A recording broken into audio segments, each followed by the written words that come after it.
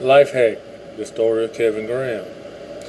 We're going to be looking at the $1,000 shuffle. It was something I lived. I'm sorry to say I did because I don't think I deserve none of that shit.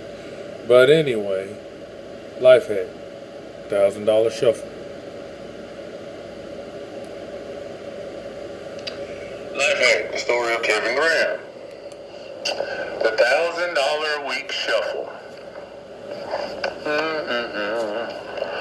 I already shared documents showing how much I had put into my truck, after I'd had it sitting in the yard for a year and 8 months.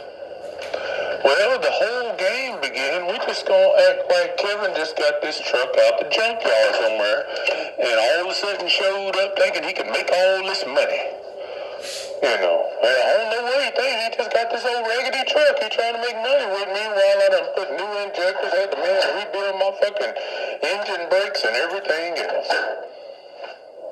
Because I had a feeling I needed to replace them engine brakes because after leaving Louisiana, getting fucked out about $3,800 at one time, about $3,300. I'm sitting down here. And ever since then, I put this, when my Jake brakes were in high range, I smelled something funny, you know what I'm saying, like something. So I was like, man, I gotta change all that shit out of there. Well, I did. Once I finally got everything, I said, man, I want it all jacked. They kept selling me on, oh man, you don't need to do that, man. It's just got a solenoid in there. It's just got a solenoid. How the fuck you gonna be in a Summit Truck Group International repair shop and the dude's trying to talk you out of spending money? I'm like, no, you don't understand. I want you to replace my Jake brake lever, rockers, plungers, and the fucking solenoid, and my injectors. I had to be that blunt with the dude because I'm sitting there, I'm telling you what I want. You tell me no, do something else. You tell me what I want because they already working this shit out. They gonna steal my fucking truck and shit. They don't want to, it's kind of like counting cars, the show. You don't want to, you want to get something for as little as possible, then flip it for as much as you can make. But by the time I finish getting this loan over here for the repair work and shit, I'm going to be up around 12,000. You just want to do, if you have to do all that shit, you're going to have to reset my overhead and every fucking thing. Oh, so after I get the truck out of the shop, people just want to start acting like, oh, we don't even know where Kevin got this truck from, man. It's just some old raggedy truck he found in some lot somewhere. I think I heard he paid $12,000 for it. I can imagine, that became to be the rumor when the actual truth is, I had just fucking spent $12,000 on new engine brakes, new goddamn fuel injectors, and what was it? All kind of sensors and shit. Well, actually, the sensors part didn't get done. That was one thing that they didn't do for me over there. I'll overdub it in there. But anyway, the whole game began to be once I got my truck back on the road. They all knew about the checks I done cashed. That was what the whole war was about. So the whole thing after I get my truck back on the road, Kevin, we gonna act like money just all of a sudden fell out of trucking. Even though you got your own truck, Kevin, you can't make no more than a company driver, Kevin. It got to be fucking crazy. You talking to a dude that's done cash fucking $3,000, $4,000 checks and shit while I'm trying to pay this high-ass notes off. But that began to be the whole thing, and it was widespread. It was robbery in broad daylight. I even got some chick I used to work with up here at Laser Spot, like fucking talking about, hey, we need owner operators. Yeah, and then you holler at the chick, like, what y'all got going on over there, girl? She's like, oh, we got a Frito-Lay run.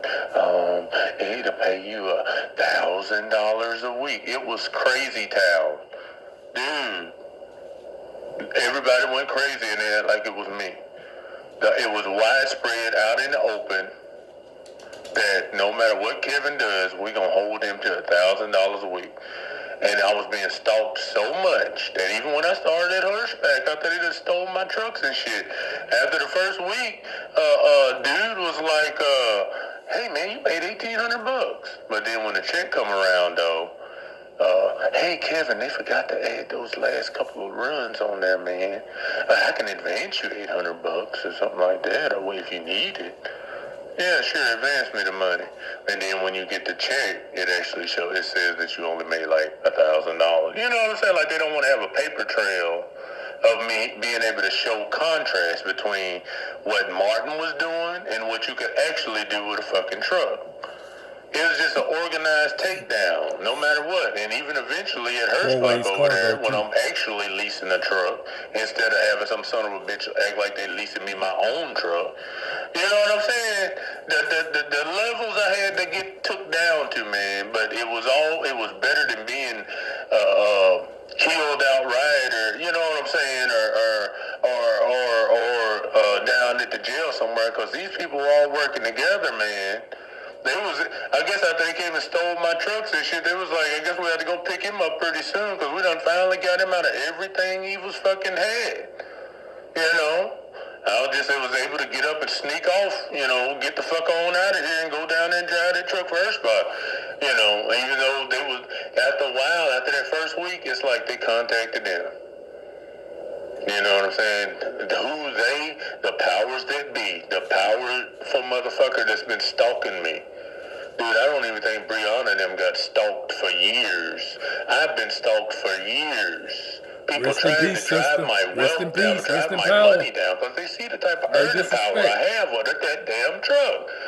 You can see in the last video the goddamn $3,700 check right up there bigger than shit. Then I got a whole book full of checks that looks like that.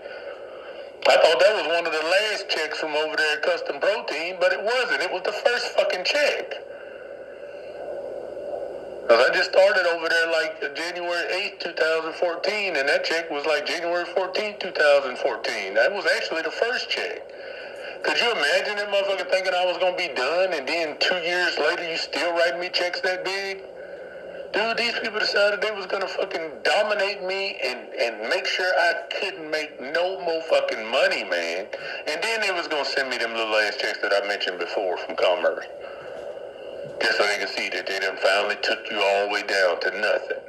Telling you, man, people like, and folks like to act like I'm just talking. Because what happened was, they hit me up in so many different ways that you can't even fucking explain it. That's why people get funny. They be like, well, ask him what happened then. Ask him what happened, because at first I'm up here, I'm trying to talk about Carrier 1, I'm trying to talk about Martin, I'm trying to talk about MW, I'm trying to talk about all this stuff, and it just sounds like you talking around in circles. It was a organized takedown of me and my wealth. A dude that made them kind of checks with his truck, imagine me riding around and that motherfucker paid off. You think I would put $12,000 on this truck I've been looking at? Like, one of these days, I'm going to get my fucking truck back on the road. It sat in my yard for a year and 8 months, man. It shouldn't have took that long, but they was working against me on the fucking job, too. Live down the road from the white lady hairdresser downtown. That's another backstabbing ass thing the brother did. See, they basically told him, Kevin's a pretty honest guy. You know, he ain't no liar. But how you gonna keep him locked up, though, is you you try to have him,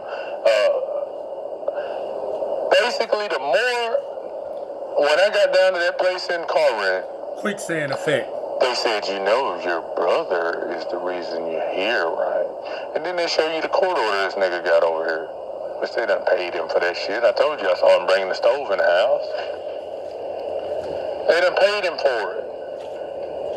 You know, and he got a kidney and shit, you know. Hey, man, there's people that done died on kidney lists before. I don't know. That might be getting a little out there, you know what I'm saying? But it's not beyond the realm of possibility, because even I know if I got enough, once I start doing good business, I was even thinking shit like that. Like, man, I could probably, you know, he been on dialysis so long, man, I could probably even pay for a kidney or something. You know what I mean? You know, because you know shit like that. You know, people will part with shit if you gonna offer them some real money. There's people that donate for free. You know, but anyway, that's sidebar. Let me get on back in here though. But first thing that woman told me, you know, your brother got you down. And then she reads the court orders like, he thinks people won't let him make money with his truck. Dude, I'm showing you they have been fucking my money up. I got checks where I was making money. Ever since I got my fucking truck back on the road, the whole goal has been to keep me down to $1,000 a week, even though I know I'm working a job that I've been driving for almost 2 years, damn near 6 and 1. That means 6 days a week, 1 day off, every fucking week. All I gotta do is do that with my truck, and all of a sudden, those days where you was just working as a company driver, now you're making fucking $400 and $500 a day with your truck. You know, but instead I'm only getting to work like a couple days, maybe 3 days and shit like that, and you know. Because when they paid me, they tried to act like they was just renting my truck. All these folks, and just like I said, that one girl that told me she had a job that paid me $1,000, it wasn't no secret what they were doing. They were organizing a bring down on me all around me. Hell, even at Hirschbach out the while, I told you I got to at least put away $1,000 a week, right? They infiltrated that shit with the whole $1,000 a week shuffle. Trying to break my fucking ride. You know, I mean, it was that truck I had at Hirschbach, that was their truck. By the time I was at Hirschbach, they'd already stole my fucking trucks, and both my goddamn trucks. Can you imagine, nigga? You go from being somebody paying $1,800 a month for both of your truck notes, and next thing you know, you got somebody stealing your fucking trucks, acting like $800 a month was a problem. Hell, I had the one truck note down at what was it? Down at no truck note. The one loan over there down to $298 a month. The other one, I made sure that they broke them up into pieces.